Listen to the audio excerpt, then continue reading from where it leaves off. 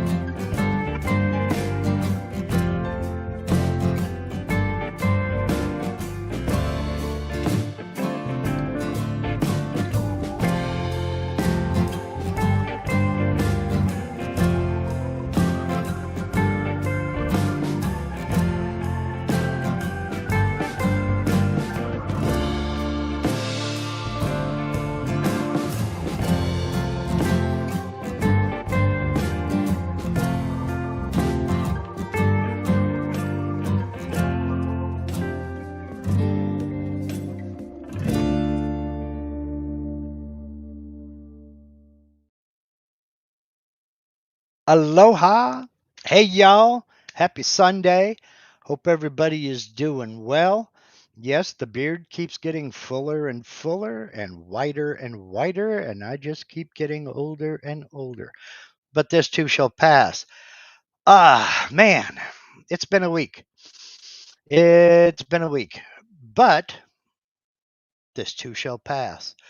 Thank you for visiting, spending part of your Sunday with us all here. If you're new here, my name's Mark Lindsay. Hope everybody's doing all right. And just a note, you must be subscribed to my channel for at least one day before you can comment and take part in the chat. Sorry, but that's the only way I could get rid of all the bots and the spammers that like to get in and try to take over a live stream. I got fed up with it and said, nope, subscribers only. And you must be subscribed for at least one day before you can participate in the chat. Sorry it has to be that way, but that's the world we live in. Before we get going today, I wanted to say hello to and thank you to my friend Steve over at Harneal Media. Now, those of you who have been here for a while, you know I sing his praises every week, and those praises are well deserved. If you're even toying with the idea of a website or a web store, Steve is the person you want to talk to over at harnealmedia.com. Now, Steve is it's a small business. It's a privately owned business, and it's a very good business. I still don't know how he manages to do everything he does. I don't think he's been outside for 10 years. Then, if he has, it was a fluke. But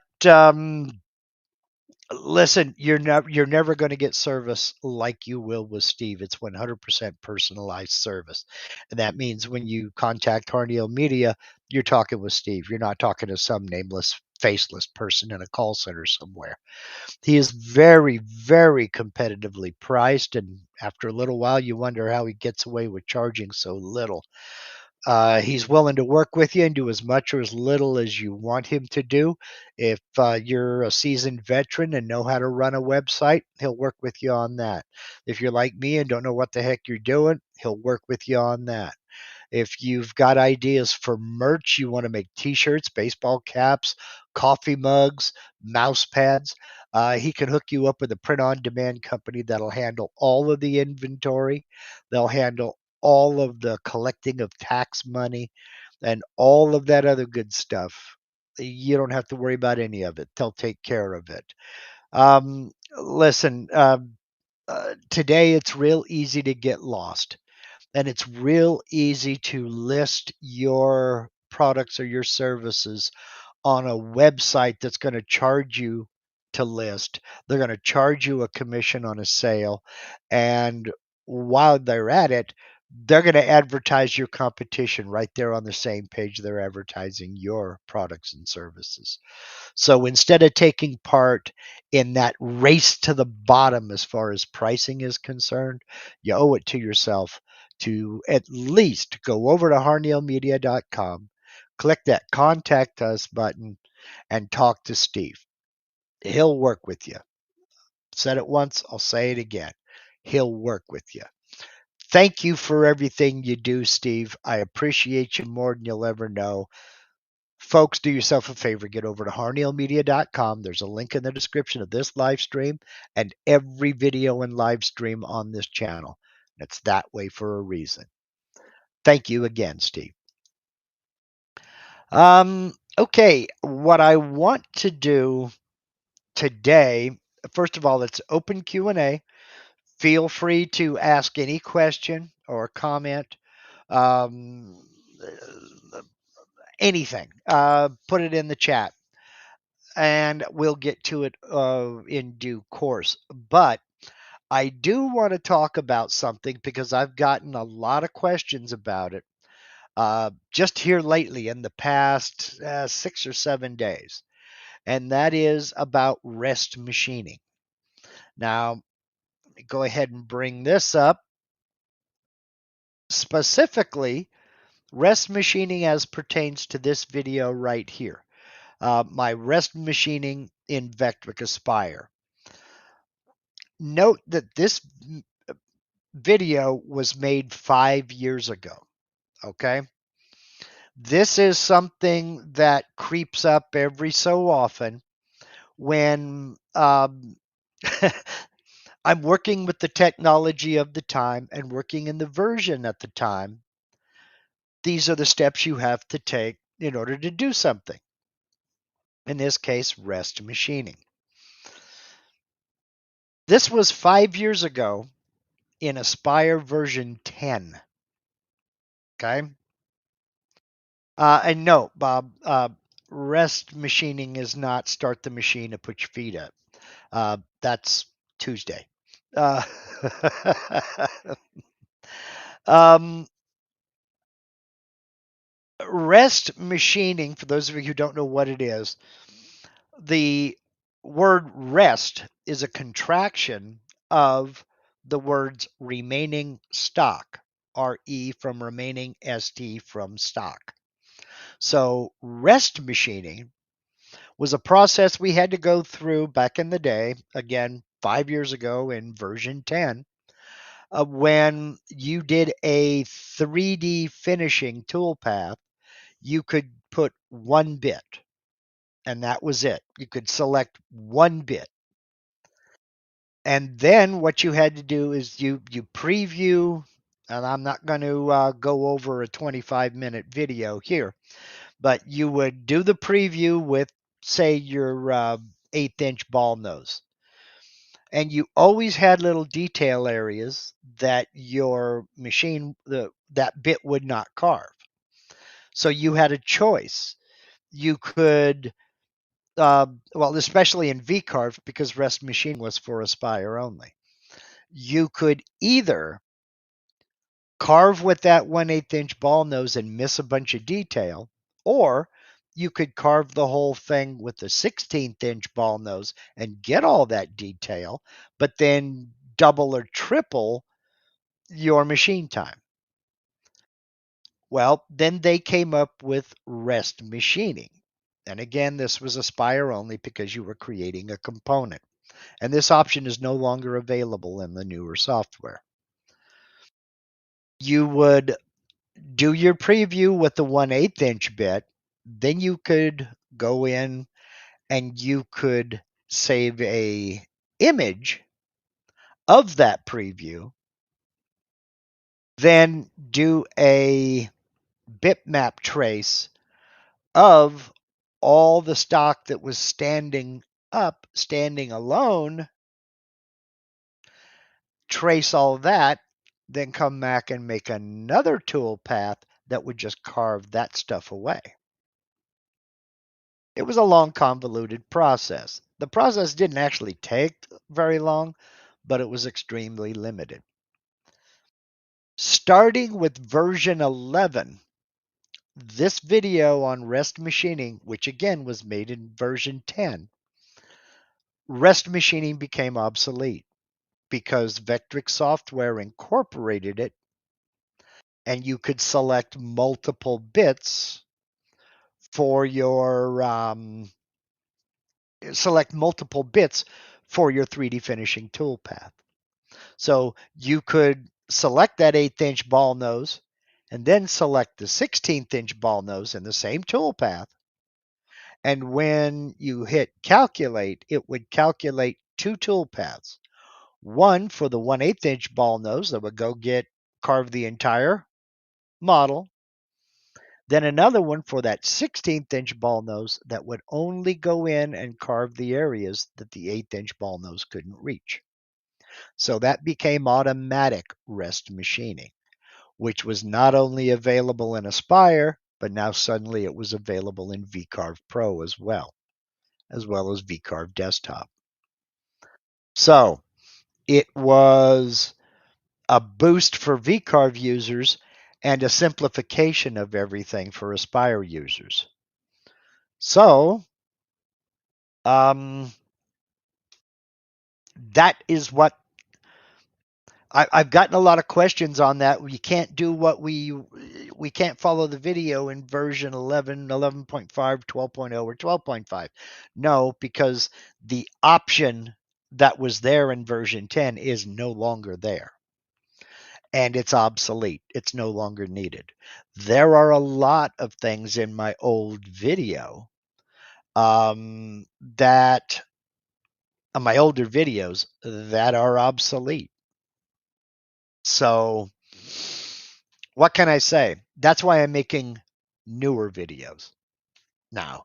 So if you get into something um, and you think, wait a minute, that's not available anymore, look at how old the video is. Something may have been available back then, but isn't available now because something else has superseded it. I'm trying to catch up. I really am, but it's not 100% working. Okay, let's get to a couple of your questions. We have a few here. Um, 8 Center is asking, is that MDF still stacked up on your spoil board? No, there's never been any MDF stacked up on my spoil board. That's plywood. Those are plywood shelves. And yes, they're still stacked up on my spoil board. Basically, I've only been out here for live streams until I get all this with my right arm taken care of. I still am on some serious pain medication, and I can't drive. I can't run power tools. No, not happening. So let's see here. Got a couple more.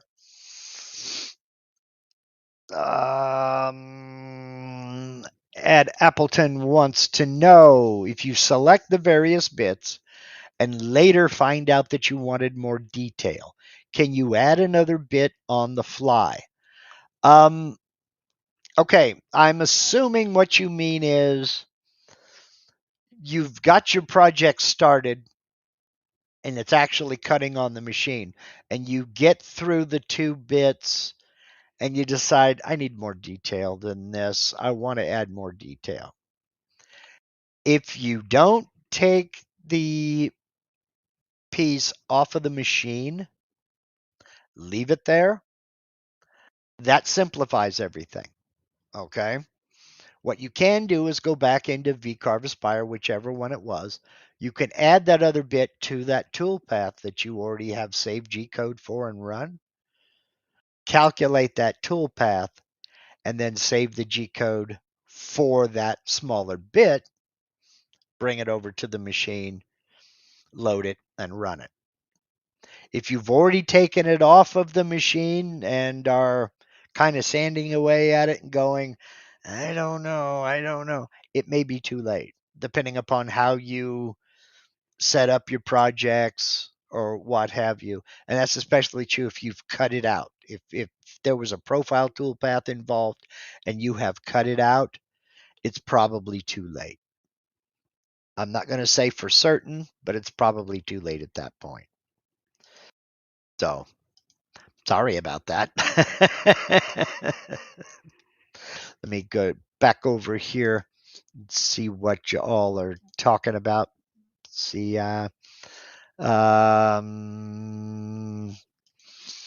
yes, wish I knew that yesterday. Yeah, that's usually the way it goes for me. I find out about something like the day after it's already in the house and the finish is dry, curing on it. That's usually the case. Marie at Acrylawood Design is saying, what if your screw holes match up though? If you can remount it in the same place with certainty and set your XY0 in the same place with certainty, it can be done. It can be done.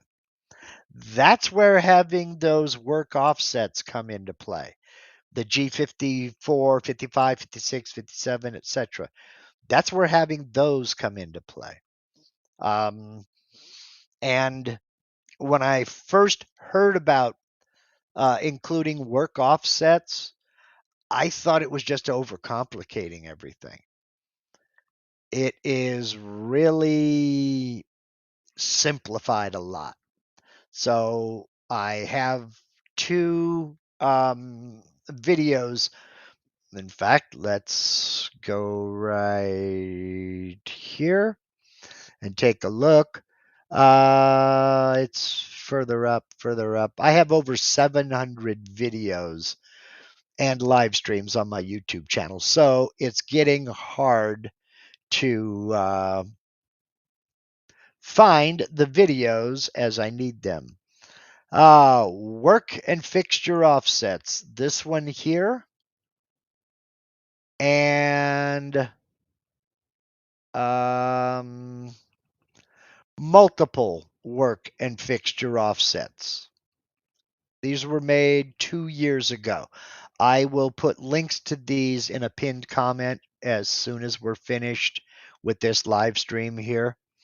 These will simplify your life.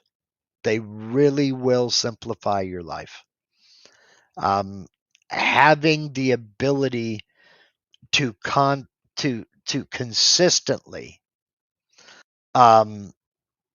set your XY0 helps no end. It helps to no end. So I am not sure what you mean by an offset. Is that a start point you always come back to? Exactly. And in fact, Marie, if you look at the comment right above you, Steve has already gone above and beyond. There is a link to the intro to work offsets video. I explain and demonstrate the whole thing so that you can see exactly what I'm talking about. Now, keep in mind, in the video, I was using Mach 4. I no longer use Mach 4, I use Centroid Acorn. But I do know that those work offsets can be set in almost all of the other software rather. GSender, I believe the Mazo has a way to set a work offset or work coordinate system. Most all of the controller softwares have a way to do it. I'm not certain about Rich Auto when it comes to something like the Iconic or the what's the Axiom CNC routers. It can be done in Mach 3 for those of you who have the Mach 3 version of the on something like the not Laguna, but the gosh, I can't remember the other name that starts with an L. Bob has one, Kurt has one, and I'm scrambling here. The legacy machines. Some of them use Mach 3. Some of them use the Delta control software. I don't know how to do it in Delta. So, let's see. 8 Center says Mazo has several offset entries you can change. Yes. Okay, cool. Brooks says WinCNC has 10 different position registers. Great. And that's exactly what it is. Marie says, then I could always start from the bottom left of my material. Yes. Or you could set it up to where you always use, say, the top right or the top left or the bottom right, whichever. You make that decision. And you can have more than one on your spoil board. In the second video, I showed how to set up 2 work offsets so that I could mount a board here. And while that one is carving, mount a second board over here. And when that one's done, send it over to that one. It'll start carving that one. Then I can pull that one off, mount a new piece of material. So, but no center. I don't find center to be really needed after that. I haven't come across the problem. I take that back. When I'm doing a keyhole on the back of a project, the keyhole G code that I have has it's set the XY datum set to the center, and that way I can position the bit right about where I want that keyhole to start, right about where I want the center of that keyhole to be, and then set my XY0 to that point set my Z0 to the surface, then it'll come over, cut the keyhole, and then I can take it up. So that's about the only time I ever use XY datum in the center is for keyholes. Everything else is bottom left. So let's see here.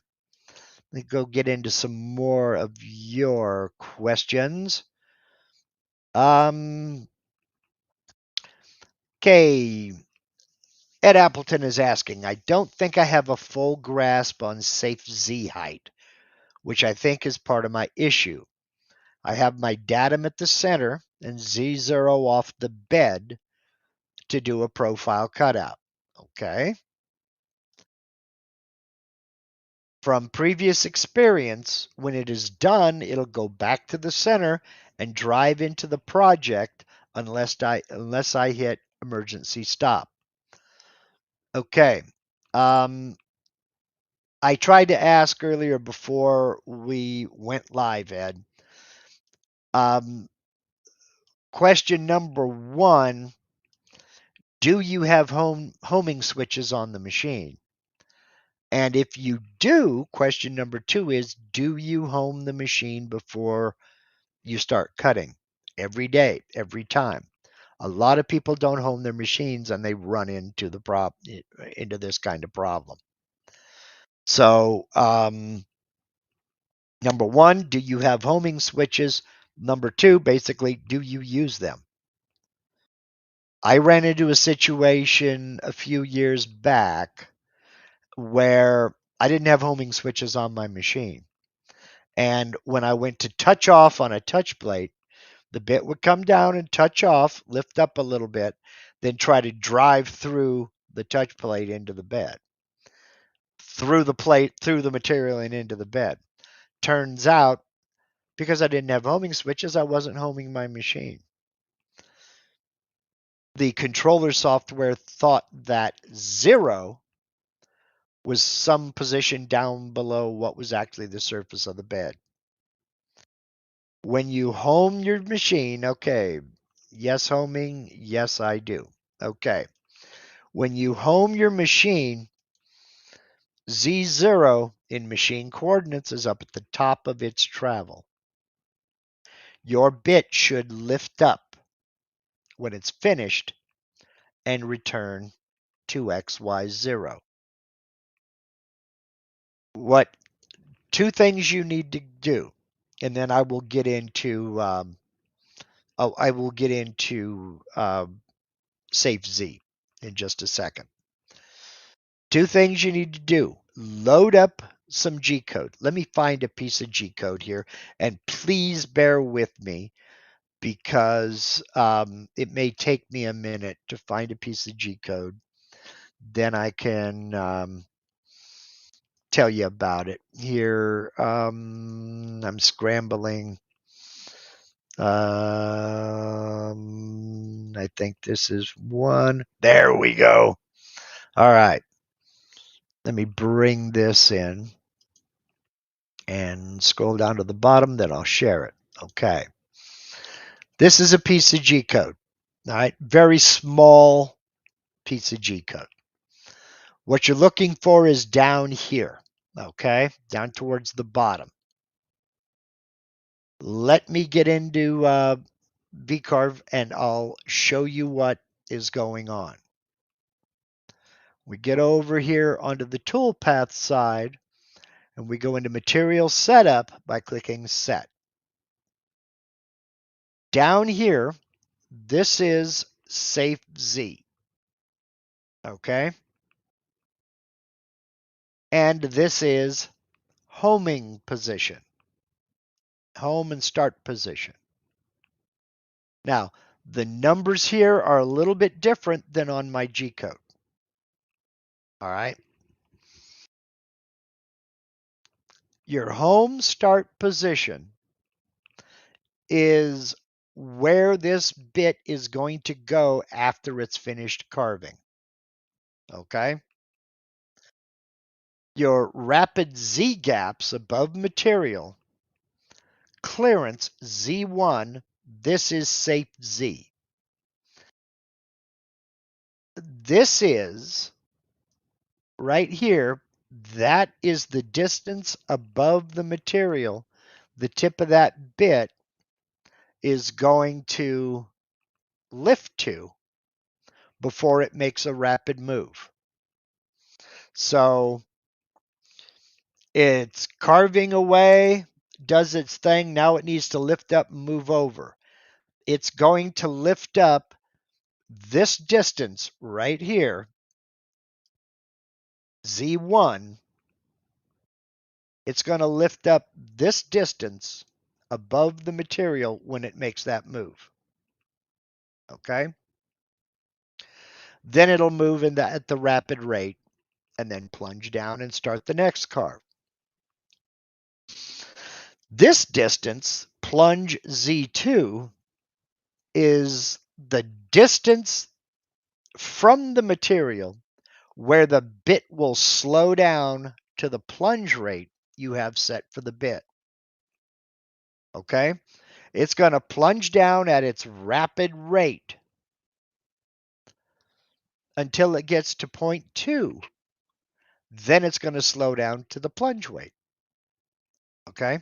Plunge rate. Excuse me, not plunge weight. All right? That is safe Z. That is the distance above the material before it moves at the rapid rate, and the distance above the material when it slows down to the plunge rate. All right? These are different from your home start position. Okay? Your home start position, you set here in the software. Generally speaking, home start is X0, Y0, and then you set the gap above the material. All right? So we're talking about work 0 right here. Your home position is X0, Y0. That's where I have my XY datum, is the center. If I have my X0, Y0 set to the bottom left, the bit's going to go there as well. And it's going to go there at the rapid rate. As it's moving, let's say it's carving over here, as it's moving, it's going to start moving at 0.2, in this case, above the material. And it'll end up 0.3 above the material when it gets back here to XY0 if I've got my bottom left. If I've got my center, it'll just move a little faster and move from 0.2 to 0.3 when it gets here. So the reason you want to look at this piece of G code is right down here. Now, I have a G1, which is a move under G code. Okay? That's lifting up one point. There's a Y, there's a X. Then we get down here, G00,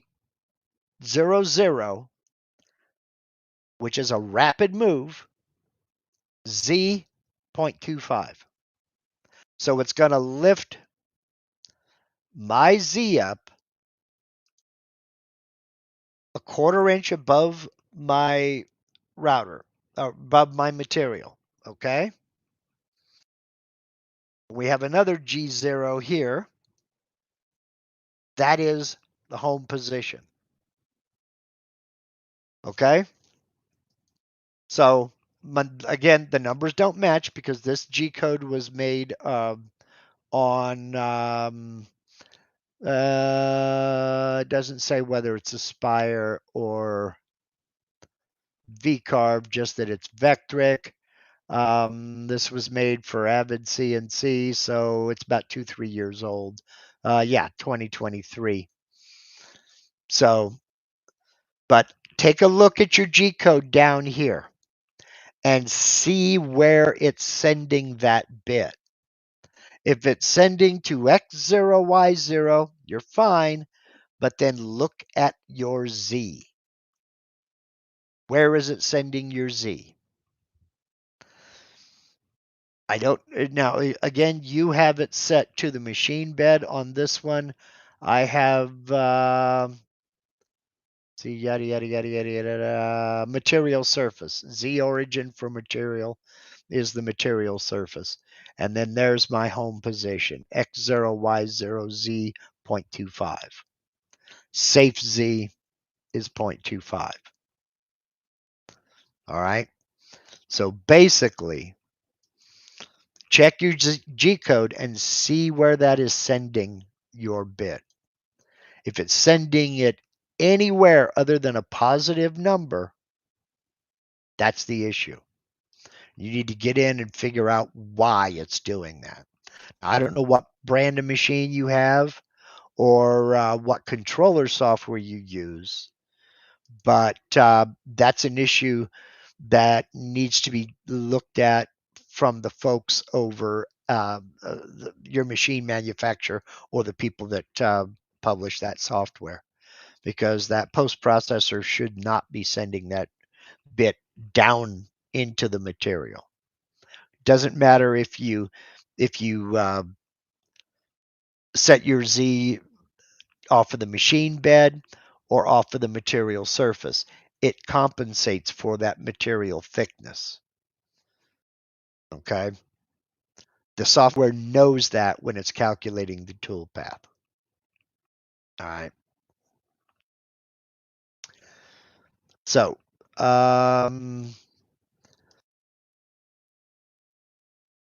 Wayne wants to know, quick question. None of them are quick with me. Can I use a V-bit, like a 30-degree V-bit, to make a chamfered edge detail to cut a profile toolpath? Quick answer, yes. Long answer, this is how I make all of my chamfers, okay?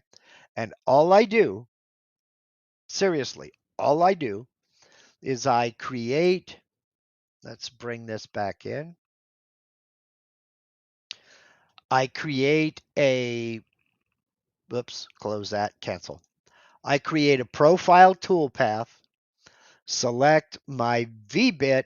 In this case, no, I don't want to update. I need to do that off screen. Let's see, you were asking about a 30-degree V-bit. All right, I'll use a 30-degree V-bit. Select. And I want to go, let's say, 1/8 of an inch deep, 0.125. I have to set a cut depth. I have to set a cut depth. It's okay if it makes 2 passes. And here is the secret. Machine on the vector. Machine on the vector. Now, let's make this real. Close. Let's put a vector out here. Zippity doo. Da. And I will center it. And this is the profile we'll do. Again, I want to go 1/8.125 and select the bit. No, we'll go with 30-degree. There we go. Select machining on the vector. That's the most important part. All right. I'll call this chamfer. And we'll calculate. We'll go ahead and we'll preview that. Ba-boom. Then close that 2D view with that still selected. I'll do another profile toolpath. Z equals for my depth of cut. And I'll use a 1/4 inch end mill. And I'll cut outside the vector. There are a bunch of other options that I could use, but I'm not going to. Calculate, and then we'll preview that one. Get rid of the scrap. And because I use such a small bit, we'll have to zoom in. But there is your chamfer right there. Okay. You can add a chamfer that way. That's how I do it. I'm going to reset that, go back into this, and we'll do a 90-degree V-bit. Stop it. Boom, select, calculate, and we'll do that to make it more dramatic. And we'll preview all toolpaths. And there you can see it. That's how I made all of my chamfers. I have never, ever used the chamfer toolpath. Not once. I've never even opened it. Well, take that back. I think I opened it once just to see what it was. But that's how I make my chamfers. Select the vector and select your bit, select your depth, and make sure you carve on the vector. This also works for roundover bits. On the vector, make sure it's a point cutting roundover bit, and your depth of cut slightly less than the radius of your roundover bit. So in this case, if I was going to do a 1/4 inch radius, if I was going to use a 1/4 inch radius roundover bit, I would go 0.24. So it's just slightly less than the radius.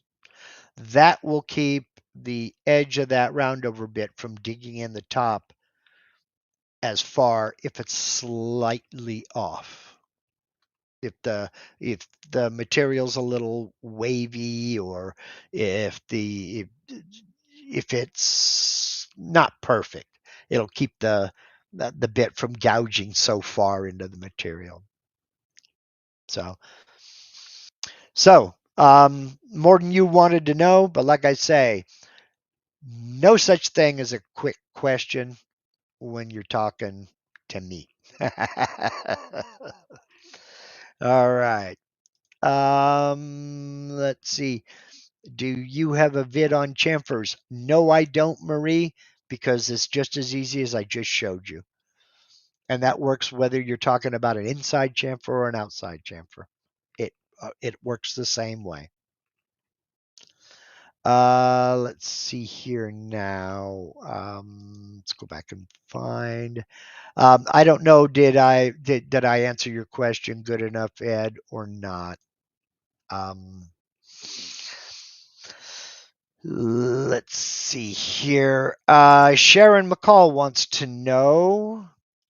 Come on, there we go. When you buy digital files, if the site advertises laser projects, does it matter which file you download for VCarve CNC? JPEG, SVG, is one easier to use than the other? Yes. SVG is usually better. Okay. I say usually because not all SVG files are created equally. Okay. If the person selling the file is well versed in CNC and knows what a CNC person needs, then SVG is fine. If the person is used to printing or creating vector graphics for display online, it might not work for you. My prime example still remains. Let me go to it here real quick.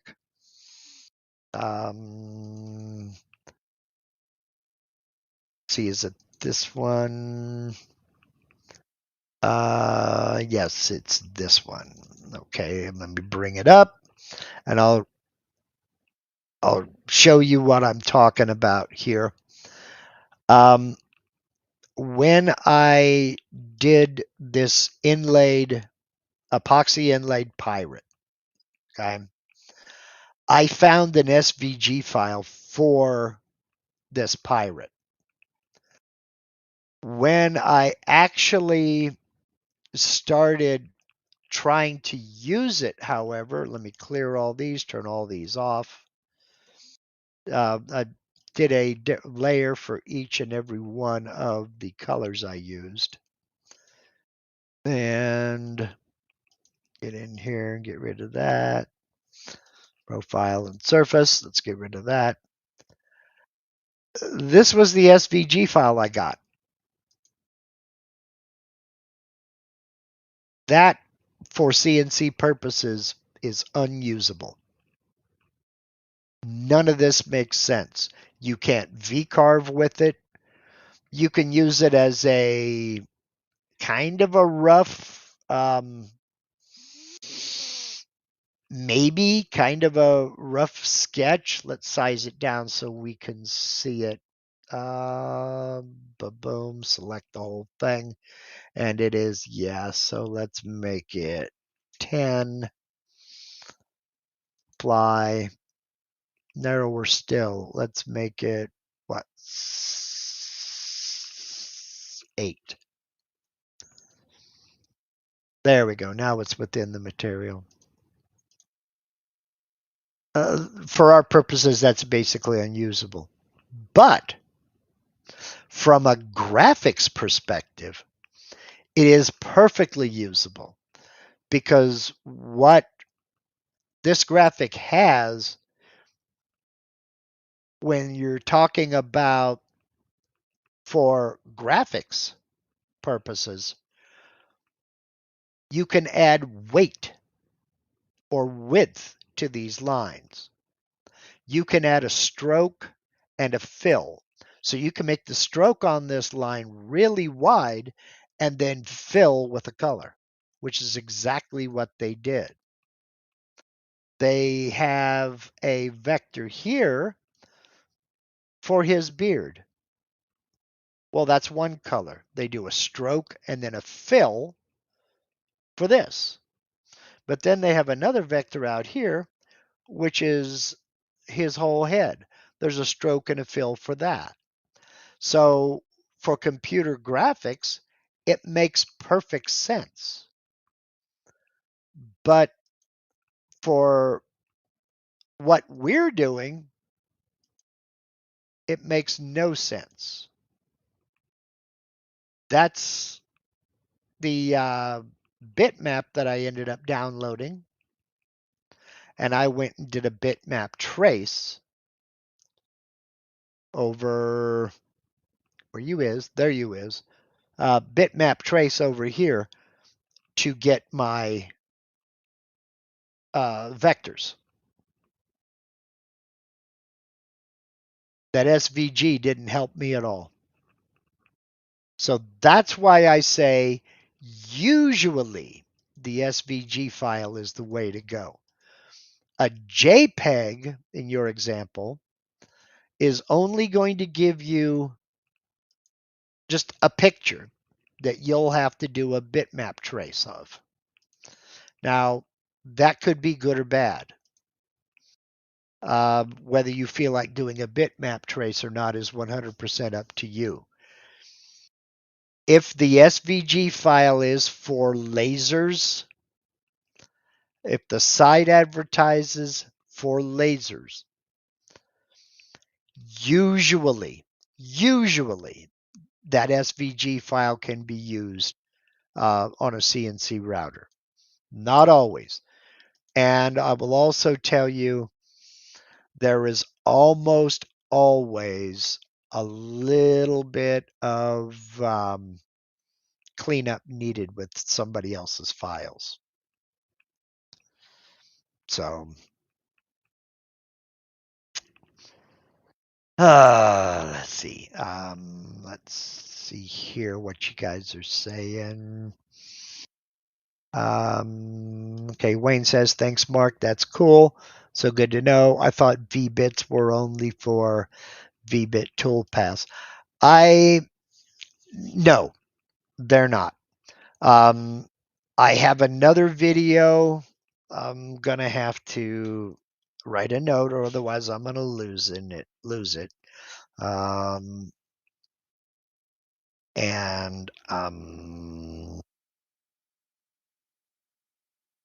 I have another video on how to use a V-bit to carve open vectors that you can't carve with a V-carve toolpath because you need closed vectors. But say, like in my example, I believe I used a Volkswagen. I'm not sure, but they were all open vectors. Selected them all, put in my V-bit, then calculated the tool path to cut, I think, a 16th of an inch deep or something like that, machining on the vector, and it cut out that it it carved that Volkswagen. The only downside to it is it will not make the square corners that you find in a V carve. That's the only downside. So let's see, carve open vectors. Write it, Mark. There we go. So I'll put those 3 videos in a pinned comment at the top of the comment section of this live stream as soon as I'm done. Okay. So,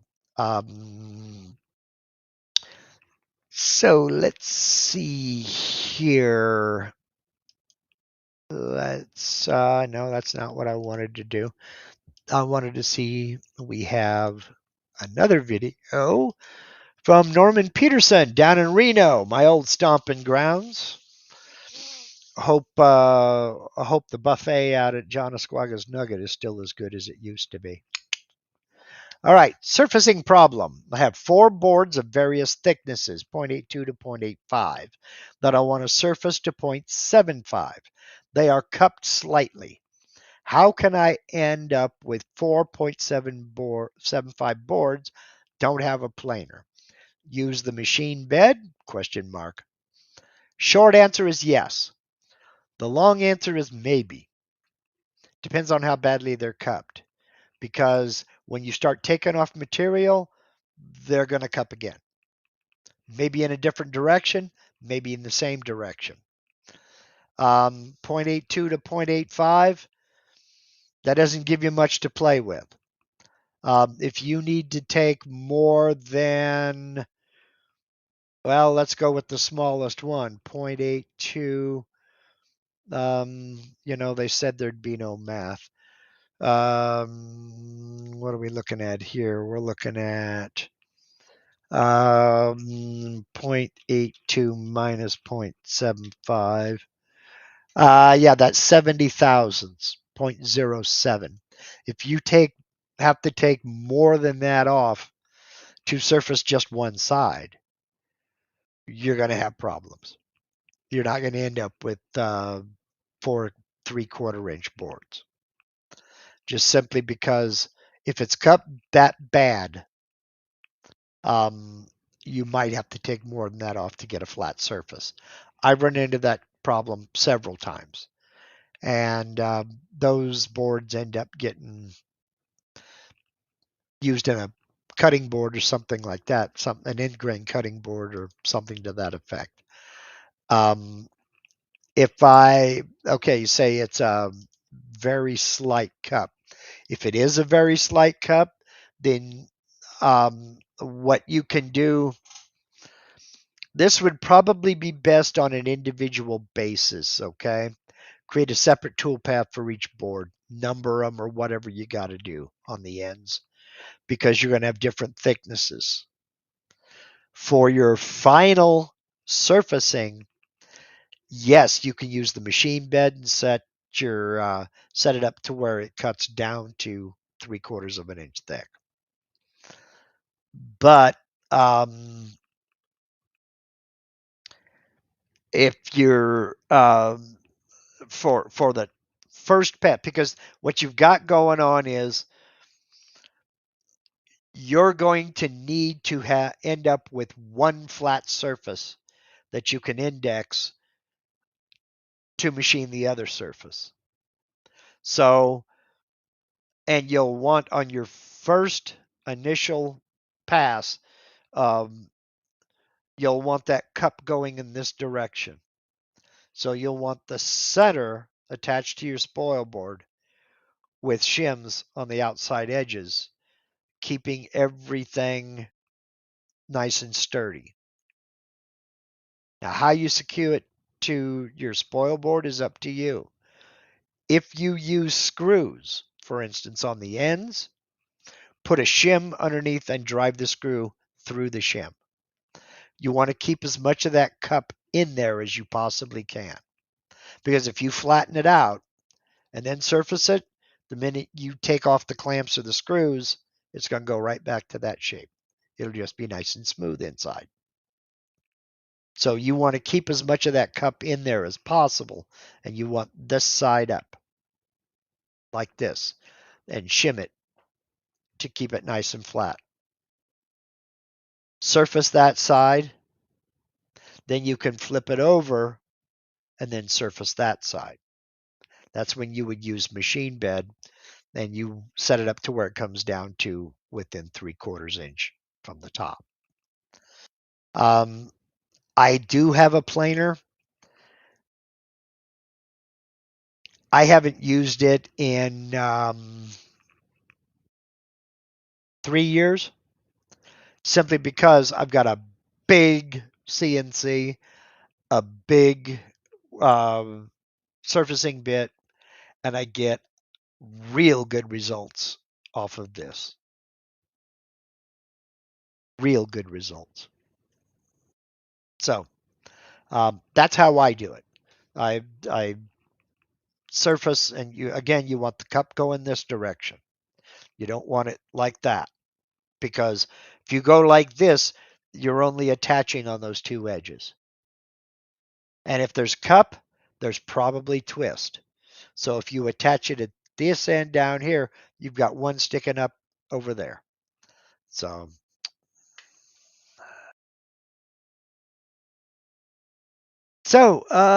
let's see here. Pete says, I use a V-bit to do an edge chamfer using a fluting toolpath, so the depth and width of the edge profile from a start point and end point. Okay, yeah. Again, I I don't claim to have the best way. I have the way that works for me. That's what I do. If you have a different way that works for you, you're doing it right. You know what I mean? So, um, is there a way to correct or fix the slight difference in depth of cut when you use a pocketing tool path with a clearing tool and a finishing tool? Um, Very good question. Very common question. There is no easy answer. There are several things going on with this situation. Number one is the geometry of the bits you're using. For instance, you're using a 1/4 inch um, downcut spiral for the main clearance. Then you come back and use an 1/8 inch uh, downcut spiral for the detail and the final perimeter and tracing around letters and what have you. Um, if one of those, if you hold those bits up, look at the very tip, the cutting tip. If one of them is nice and flat and the other one is kind of looks like a fishtail, kind of like cut, different geometry is going to give you different results. Also, there is a tolerance built into your control software. There's a tolerance built into Vectric software. There's a tolerance built into your machine. There's a tolerance built into your touch plate if you use a touch plate. Okay. And we're talking about repeatability here. So if your machine has a repeatability factor of, say, uh, 1,000th of an inch, okay, your touch plate has a repeatability factor of 1,000th of an inch. And remember, this is plus or minus, so it could go either way. So there's a 2 thousandths tolerance on each one of these. That's 4 thousandths right there. If your controller software has a tolerance of half a thou, let's say, all right, then Vectric's tolerance is a little less than half a thou, 0.0004. So let's say half a thou there. You've got a spread here of 2 thousandths and 2 thousandths, and then half a thou and half a thou. So you have a total of 5 thousandths of an inch that could be off. And it could be, again, plus or minus. It could be anything in there. 1 thousandth of an inch, and let me get what this is in millimeters. 1/1000th of an inch, 0.001, is equal to 0.0254 millimeters. So we're talking about a very, very tiny difference. But when you're talking about one smooth surface here and another smooth surface that's 1/1000th of an inch deeper, you can see it. And you can take a nail and you can feel it. It's not much, but it's enough. Now, that was a long way to go to tell you that the best way I have found to avoid that, there are two ways. One, that bit that you're doing the detail with, say it's an 1/8 inch end mill, cut out the whole pocket with that. Now, right off the bat, that's going to like triple your machining time, but it's going to give you the best finish. Or use a background texture to machine away any of that. So you would use a background texture in your pocket, at the bottom of your pocket, to machine away any of that stuff. Those are the only two ways I know how to eliminate that completely. Doesn't have anything to do with tramming. Doesn't have anything to do with your table's not level, your material's not uniform thickness. Doesn't have anything to do with that. There's about 15 different factors that go into this, and all of them can multiply and stack up on one another, and you end up with a difference that you can not only feel with your fingernail, but you can see it. And that's and if you paint it or stain it, it gets even worse. So the only way, again, the only way I know of to avoid it is either use the smaller bit to machine the entire pocket, or use a background texture to machine away all those issues. And in fact, I'm going to be doing a video on a background texture that I found that I absolutely love. And I'm going to, I'll get it finished and posted. I've been waiting until I could get out here on the machine and actually do some work because I want to show it in real life. But yeah, I do have, now that I'm thinking on it, let me bring this up here. I do have videos on the texture toolpath in VCarve and Aspire. Now, again, I got to go find it. Let's see here. There are two different texture toolpaths, and I'm looking to see. There's a texture toolpath, and then there's a vector to texture. And let's find them. This is one of the downsides to having so many videos here. Let's see. There's the carving open vectors, and it wasn't a Volkswagen. It was a AC Cobra. So again, I will post a link to that in a pinned comment. down at the beginning of, or down in the comment section of this video as soon as we're done. Texturing toolpath, there it is right there. Using a texturing toolpath, you can eliminate a lot of the issues. And I will put a link to that texture toolpath again down in the comment section of this video in a pinned comment. So that's the name of that tune. I hope that answers your question. Again, there's 1,000,001 ways to skin a cat, but sometimes some things are just out of our hands. They're just out of our hands. So let's see here.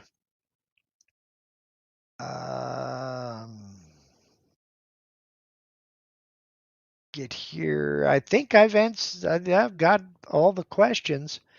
Let's see. Sargon Tavor, longtime friend of this channel. Thank you for everything, Sargon. Usually young college kids who do graphics design with Adobe Illustrator make the worst vector files.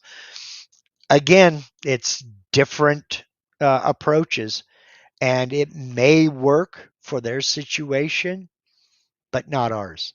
You know, if it's made specifically for CNC or laser, then that's different. But 9 times out of 10, they're just not. So it's sometimes hard to find somebody who's willing to do vector graphics for you. Say you got a project coming up and you need vectors. There are a lot of companies out there that'll give you vectors, but are they going to be like that SVG that I showed you? You know, if they don't know what we do, then they can't give us the product we want. So, all right, let's see. Okay, there we go. Ray Russell Jr., Senior, Junior, Senior, Senior. Read, Mark. Words are hard.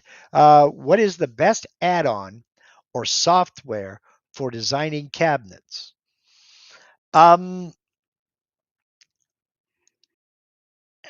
Full disclosure, Ed, everything I have designed to include my logo, I've designed in either VCarve or Aspire.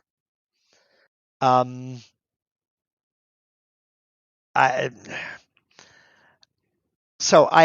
really can't comment on the best software for designing cabinets because everything I've done has been in VCarve and Aspire. I'm sure, there are software packages like Cabinetware, and there are a couple of others. I can't remember the names off the top of my head. Mosaic. I think it's Mosaic that specialize in cabinets. So you just enter a size, and there are some other things you set up, frameless or face frame or all this other good stuff. But I've never used them, so I can't comment on them. Everything I've ever made has been done in VCarve or Aspire, one or the other. So, and yeah, I did. I designed my logo in VCarve Pro 8.0, as a matter of fact. And then I exported a SVG that I brought into Inkscape, and that's where I learned about fill and stroke. Because I did the red circle, but the stroke was a gradient of silver. So on the inside and outside edge of that red circle, very, very thin band, 1 pixel, 2 pixels wide, gradient silver around that circle. And then I did stroke and filled black for the mustache and sunglasses, and then backfilled the entire thing with white. So it's all done in VCarve Pro and Inkscape. Okay, let's see. There are cabinet making gadgets. If you go to, let me bring this back here, and you go to just do a Google search, Vectric gadgets. Depending upon the version you have, here is the gadget library for version 12, for instance. Okay. And this is the gadget library.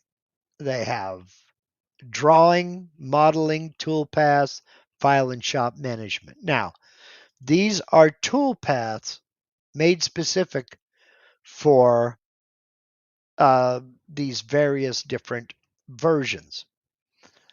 There's a box creator, dog bone creator, the texture toolbox, which is a great gadget. Um, you know, all kinds of stuff. But if you don't have version 12, you're still working on version 11. Down here at the bottom, there are links. Now I'm looking at version 11's gadgets. Are they any different? Yes. Here's a gear maker that wasn't in version 12. Here's a valance maker that was not in version 12. Here's radius all corners on your selected vectors. That's not in version 12. But Ray, a lot of these gadgets from the older versions will work with version 12. I know that because I'm using the GearMaker gadget in version 12 from version 11. I'm using the GearMaker from version 11 and version 12.5. It works just fine. So you can come back and you can look at some of these older. There's a Dado Toolpath Creator. Here's a half toner. Let's go into version 10, see what we got. There may occasionally be a gadget that doesn't work with the newer versions. Okay. So we're looking at this and I'm not seeing a cabinet maker gadget. That's okay. Doesn't mean that it was ever put in the Vectric library. Here's one, replace below. This gadget is used to replace below a specified depth of a component. I don't know if that's Aspire only. I don't know if that works in version 12. We'll see. Template, apply a template to all sheets when you're nesting. I mean, all kinds of stuff here. But you also have a link down here to the Gadgets Forum. One of the most underused, one of the most underused resources is the Vectric Users Forum. Here I'm in the Gadgets Forum. There's gadget releases. This forum lists all of the gadgets that are available now. And there they are. Box Creator. I mean, these are Fold, Game Board Maker, sheet printing. I mean, they got all kinds of stuff in here. And this is also the forum to talk about gadgets on what you need. General, user submission. These are for people who create their own gadgets and want to share with folks. Gadget requests. This is where you can suggest or request a gadget. So, yeah, I would seriously get over here to the Vectric Forum. If you're not already a member, become a member. It's 100% free. The forum is made up of users just like you and me. Some of these people have been in on Vectric from the very beginning. Some folks have joined later. Some folks joined just a minute ago. This is a highly underused resource. And I advise everybody to get in here and become a member of the Vectric Forum and use it. You'll be glad you did. Okay, Funwayo wants to know, I cut HDU, high density urethane. When I pocket, the bit does not leave a smooth surface when removing the final strip of material. The surface is chipped. Is this because the rate is too high or too low? Odds are you're using an upcut bit when you should be using a downcut bit. Or you're using a compression bit, but you're not diving down deep enough on that initial pocket to get the upcut portion of that compression bit down past the top surface. Doesn't leave a smooth surface when removing that final strip of material. I suspect you're using an upcut bit. If it's an O flute, it's upcut. It's an upcut. Okay, Acrylowood Designs wants to know, once you download a gadget, where does it save and aspire? I can show you that. It's identical to VCarve, so let's show you in VCarve. Come up here to File. Come down here to Open Application Data Folder. Click on that, and it opens up your application data, program data.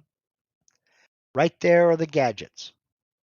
Double click, and there they are. If you download a gadget from the Vectric gadget library, it will probably be an installer file that will automatically install the gadget in the right place. And in fact, that's part of the gadget menu.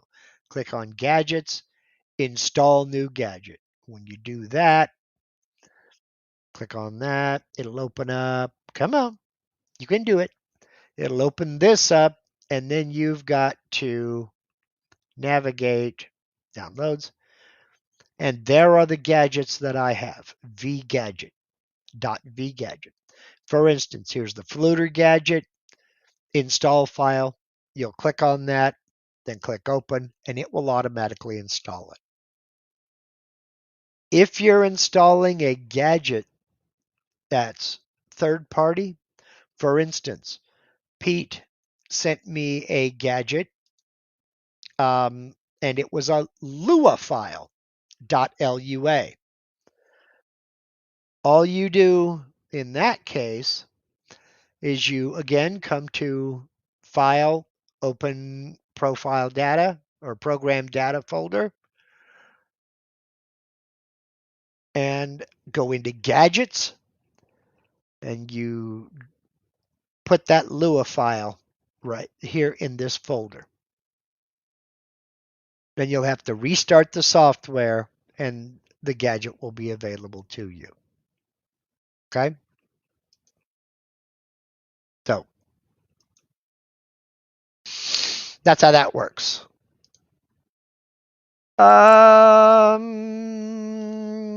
Yeah, Lua files can be a pain to put in sometimes. I basically drag them to the gadgets folder, restart the software, and it should be right there. It should be right there. So, let's see here. Okay, Funwayo says it's a straight plunge surfacing bit. That may be your issue.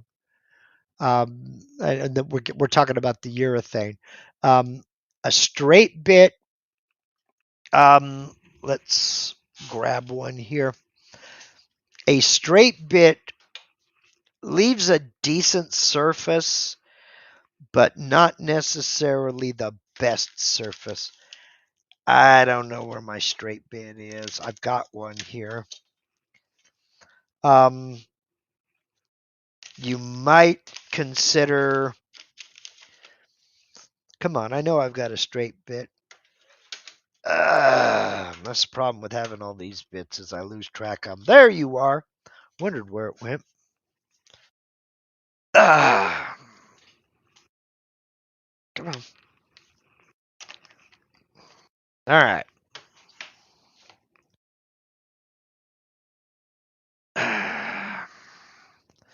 Get him out of here without slicing myself up.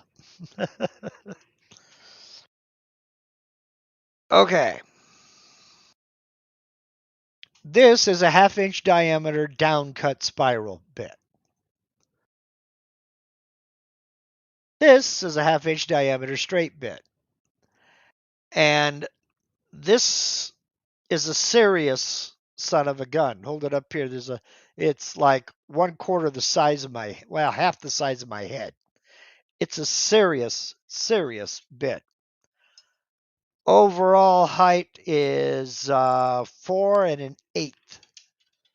So it's 4 1/8 inches long, overall height. This will move some material. But look at the way the cutting flutes are. These cutting flutes are cutting straight across. Any slight vibration, any inconsistency in the material is going to cause chipping on the edge. This is especially true of materials that are even the slightest bit brittle. And HDU, the surface of HDU is slightly brittle, let's be honest.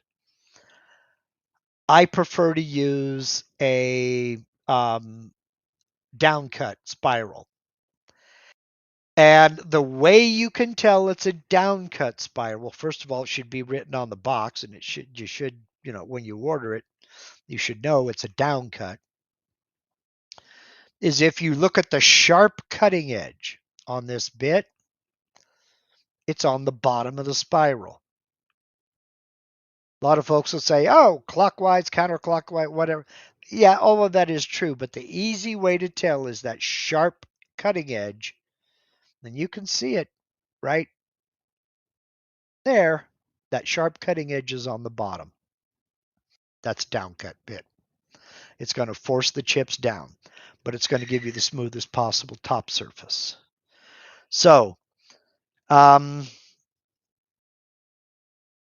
what you might consider doing is for using this big half-inch straight bit, you might consider offsetting the vector in 10, 15 thousandths and cutting out the main part of the pocket with with your big 1/2 inch straight bit or whatever size straight bit you're using, and then coming back and doing just the profile with a downcut spiral.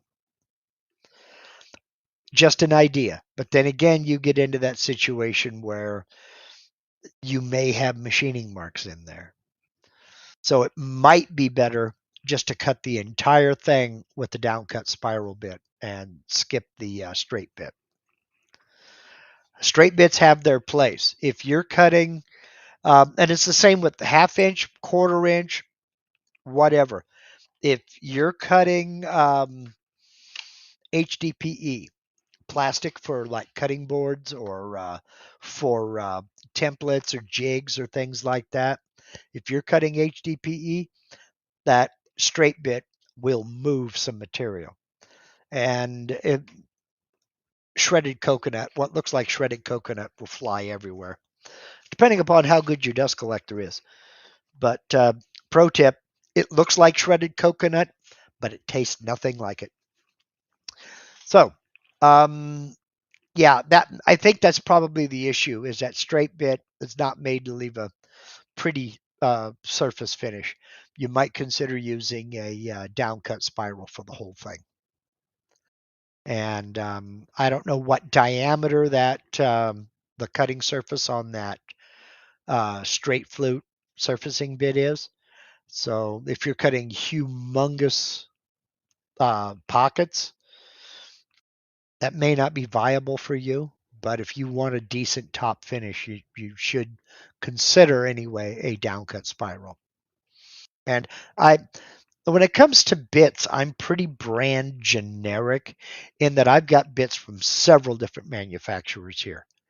And I find some people are not going to like it when I say this. I find them all to be pretty much the same.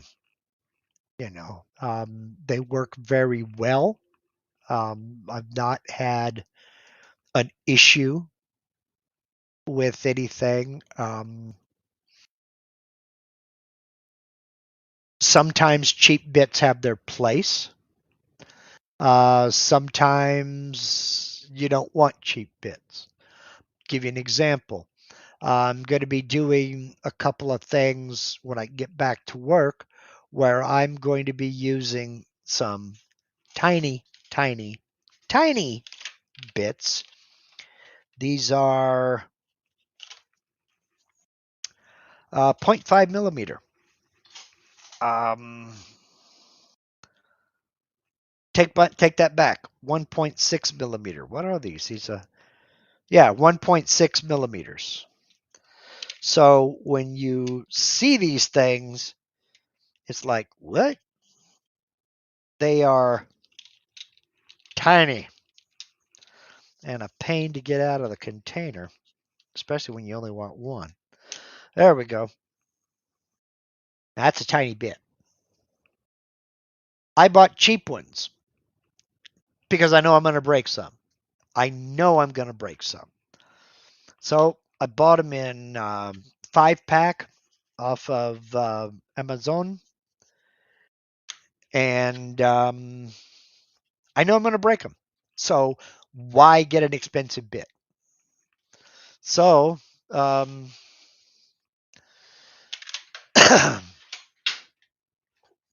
there's no sense to me. There's no sense in buying a $60 bit when you know you're going to break 2 or 3.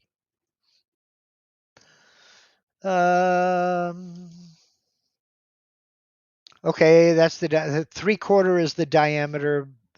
This is surface at the bottom of the pocket that is chipped, not the edges though. Okay. Surface at the bottom of the pocket. Um, is the chipping out consistent? Is it in always in like what on the initial plunge, or is it over the whole bottom? Or I mean, you may just have a dull bit. Maybe it just needs to either be sharpened or you need a new one. But if it is consistent where it's plunging in, I would go with ramping in your plunge moves. And if you are ramping in your plunge move, make that ramp a little bit wider or a little bit longer. I generally speaking, I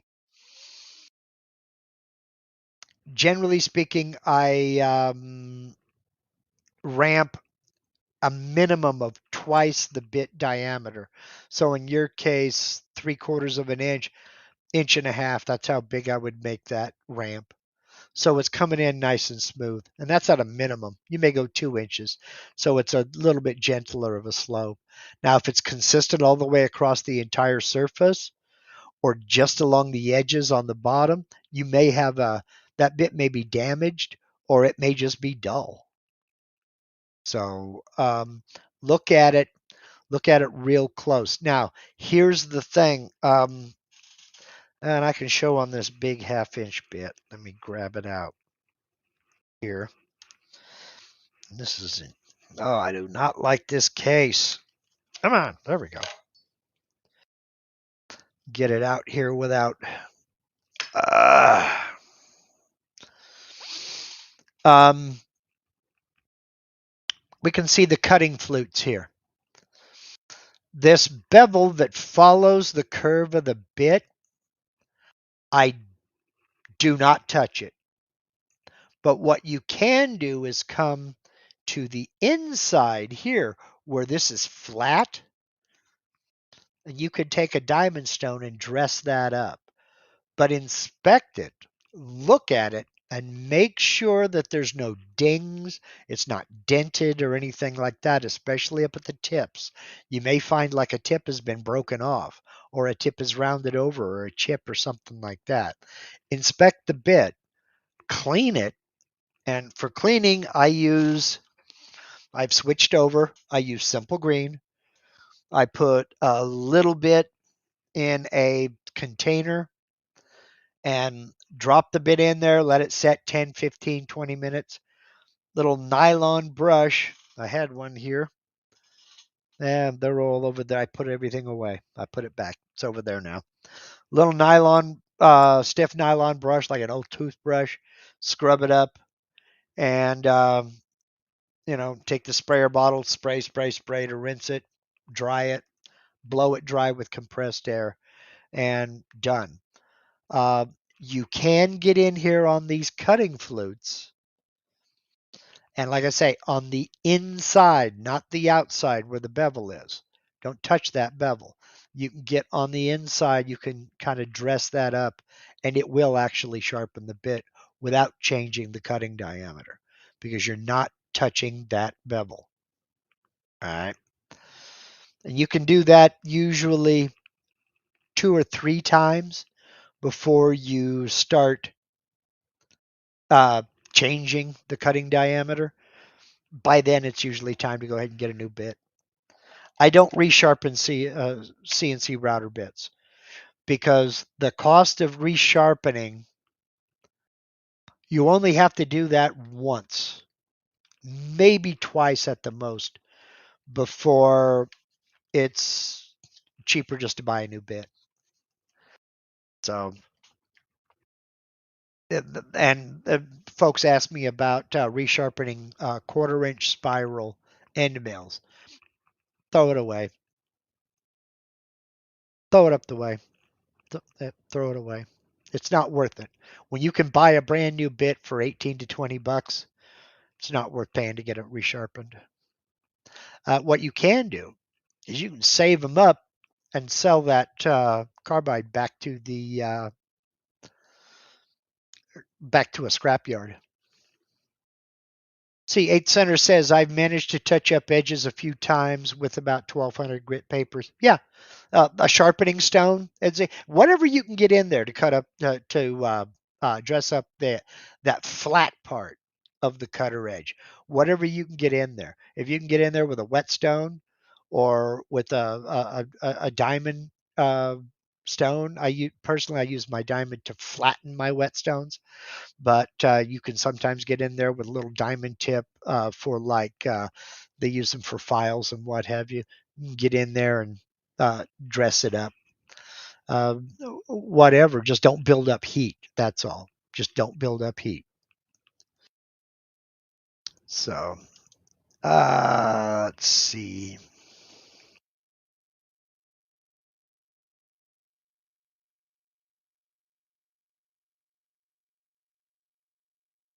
All right. I think we're going to go ahead and wrap this up. It's been about an hour and a half.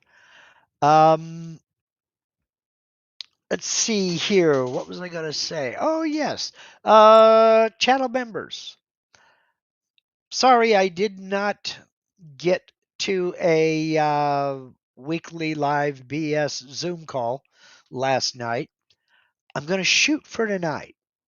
No promises, but I'm going to shoot for tonight. Okay.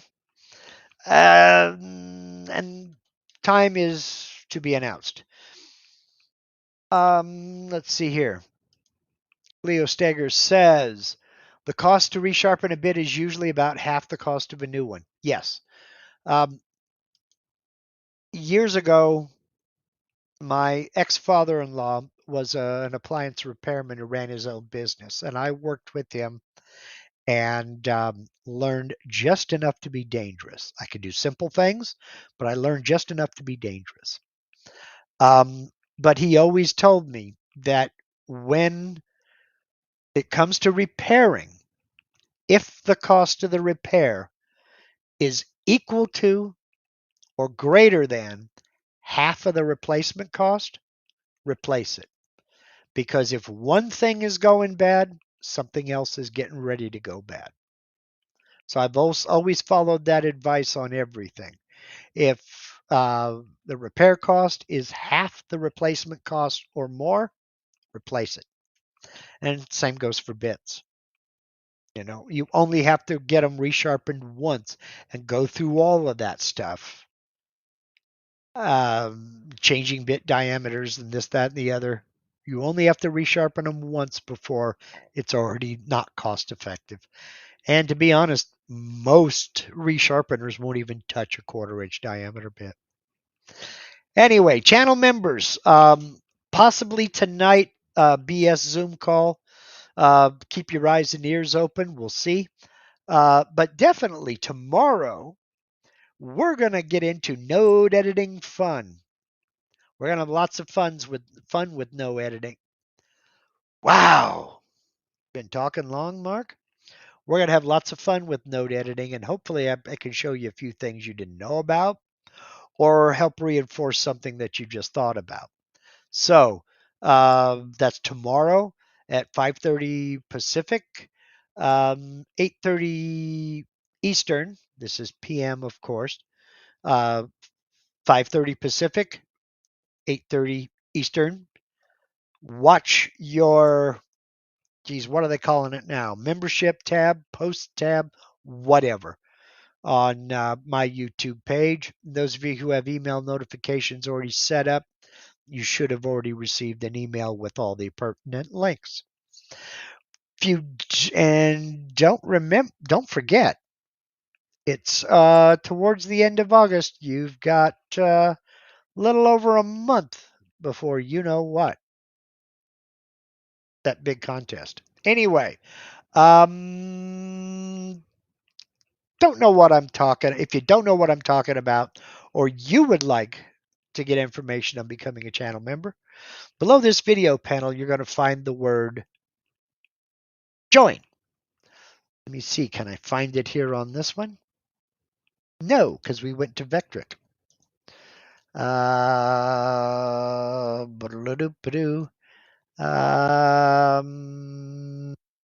Nope. That's okay. Right down there anyway, underneath this video panel, there's a join button. Click on that join button. Now you're not answering anything. Not answering it. You're not joining anything. You're just getting information. That video is going to play, tell you all about channel membership. We have a great bunch of people. I tell you, this channel membership thing has exceeded my expectations beyond my imagination. Okay. Boy, these are easily the greatest bunch of people I've ever had I've been blessed to meet. So we'd love to have you aboard with us. They're a great crew, and the common goal amongst all of them is to learn from one another, share with one another, and be better tomorrow than we are today. If you hit that join button down there and check it out. We'd love to have you join. Next week, I don't know what I'm going to do. I saw somebody up here. Wayne said, thank you for your great answers, Mark. Sure did like your show with Nick French too. Nick is a prince among men. I'm here to tell you. The guy. You want to talk about somebody who is grounded, somebody who is humble, and just a man that's a joy to talk to. It's Nick, and he knows his business. He knows what he's doing. That brings about another question. If you have a suggestion for somebody you'd like to see on as a guest, leave me a comment. Let me know. Share it with me. I'll reach out to them and we'll get going on that. So next Sunday, I already said, probably an open Q&A. I don't know yet. We'll see. Next Monday, I'm not certain. For members, we'll make it up as we go along. So for now, let's just leave it at that. And I will say thank you very much for spending part of your Sunday with me. Some of you folks have been with me from the get-go. This is my 304th Sunday live Q&A. And how y'all put up with me, I don't know. But thank you for putting up with me. Thank you for coming out of the shop and spending part of your Sunday with me. Now go do something cool. Go make some chips or sit back with a bag of chips. Either way, you deserve it. You earned it. Have a great Sunday. Y'all take care.